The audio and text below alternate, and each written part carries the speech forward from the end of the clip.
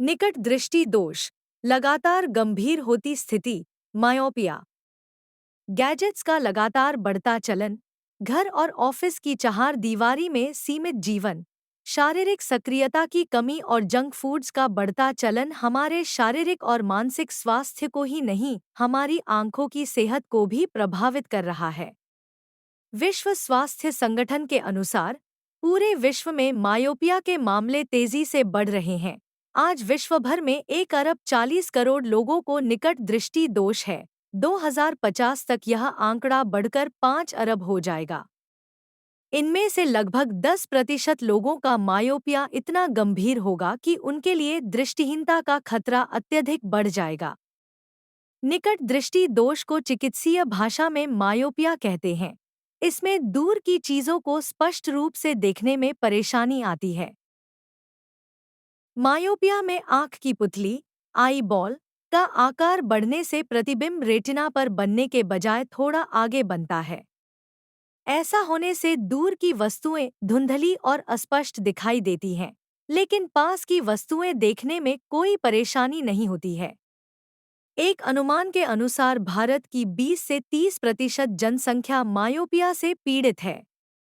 Myopia तब होता है जब आंख की पुतली बहुत लंबी हो जाती है या कार्निया, आंखों की सबसे बाहरी सुरक्षात्मक परत, की वक्रता बहुत बढ़ जाती है। इससे जो रोशनी आंखों में प्रवेश करती है वो ठीक प्रकार से फोकस नहीं होती है, जिससे प्रतिबिंब रेटिना के थोड़ा आगे फोकस होते हैं। इससे नज़र धुंधली हो जाती है। जब मायोपिया की समस्या बहुत बढ़ जाती है तो मोतियाबिंद और ग्लूकोमा होने का खतरा बढ़ जाता है। मायोपिया धीरे धीरे या तेजी से विकसित हो सकता है। बच्चों में यह समस्या तेजी से बढ़ती है क्योंकि उनका शरीर और आंखें विकसित हो रही होती हैं। आंखों का आकार बढ़ने से कार्निया और रेटिना में तेज खिंचाव हो सकता है। हालांकि जिन बच्चों को मायोपिया है 18 वर्ष की आयु होने तक उनका दृष्टि स्थिर हो जाती है। दिल्ली स्थित all India institute of medical sciences AIIMS द्वारा किए गए एक अध्ययन के अनुसार भारत में 5 से 15 वर्ष की आयु वर्ग के 17% बच्चे निकट दृष्टि दोष से पीड़ित हैं। निकट दृष्टि दोष विश्व भर में दृष्टि प्रभावित होने का सबसे प्रमुख कारण है। आनुवांशिक कारण, पर्यावरणीय स्थितियां और जीवन शैली इसमें महत्वपूर्ण भूमिका निभाती है। यह परिवार में चलता है। अगर आपके माता या पिता दोनों में से किसी को यह समस्या है तो आपके लिए इसका खतरा बढ़ जाता है। अगर माता पिता दोनों को निकट दृष्टि दोष है तो खतरा अधिक बढ़ जाता है। स्क्रीन, टीवी, कंप्यूटर, मोबाइल के सामने अधिक समय बिताना, किताबों या स्क्रीन से आवश्यक दूरी न रखना मायोपिया के खतरे को अधिक बढ़ा देता है। कुछ अध्ययनों में यह बात सामने आई है कि प्राकृतिक रोशनी में कम समय बिताने से मायोपिया का खतरा बढ़ जाता है। इन लक्षणों से पहचानें। मायोपिया का सबसे प्रमुख लक्षण है दूर की चीजें स्पष्ट दिखाई न देना। इसके अलावा निम्न लक्षण दिखाई दे सकते हैं।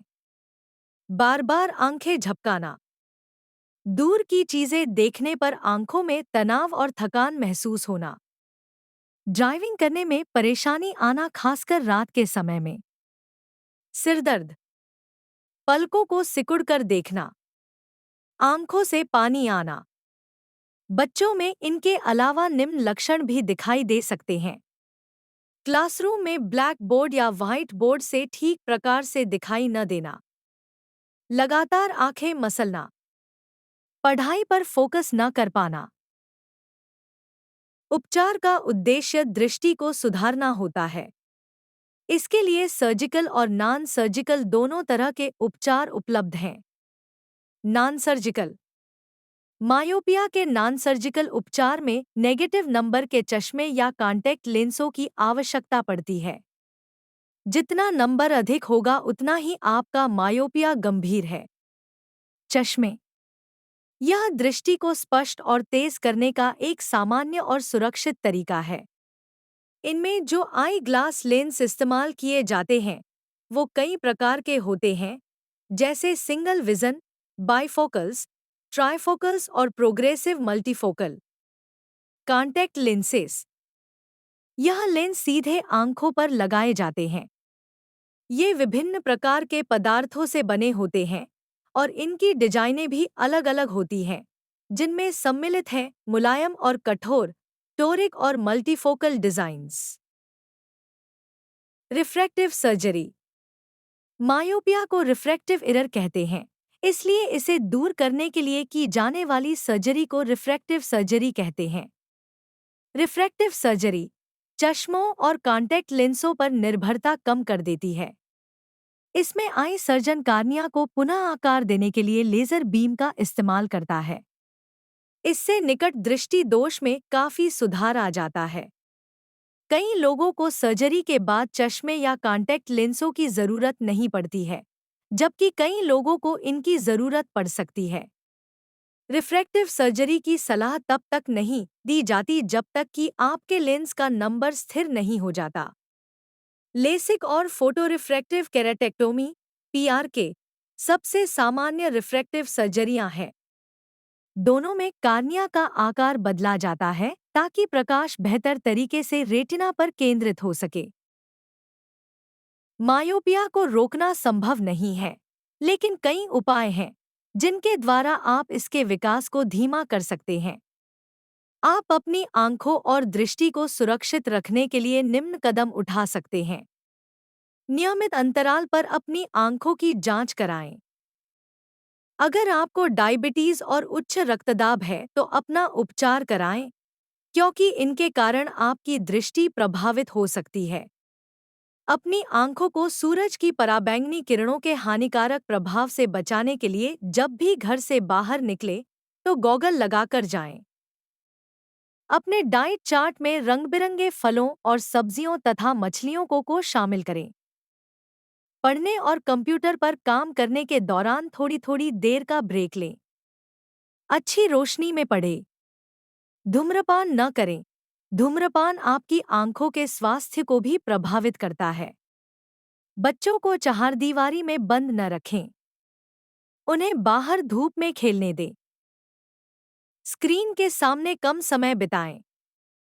किताबों और आंखों के बीच में सही दूरी बनाकर रखें। बच्चों को 2 घंटे से अधिक टीवी और मोबाइल न चलाने दें। अधिक जानकारी के लिए संपर्क करें। आंखें अनमोल हैं, इनसे संबंधित समस्याओं की अनदेखी न करें। अगर आपको या आपके परिवार के किसी सदस्य को मायोपिया है तो डॉक्टर को दिखाने में बिल्कुल देरी न करें।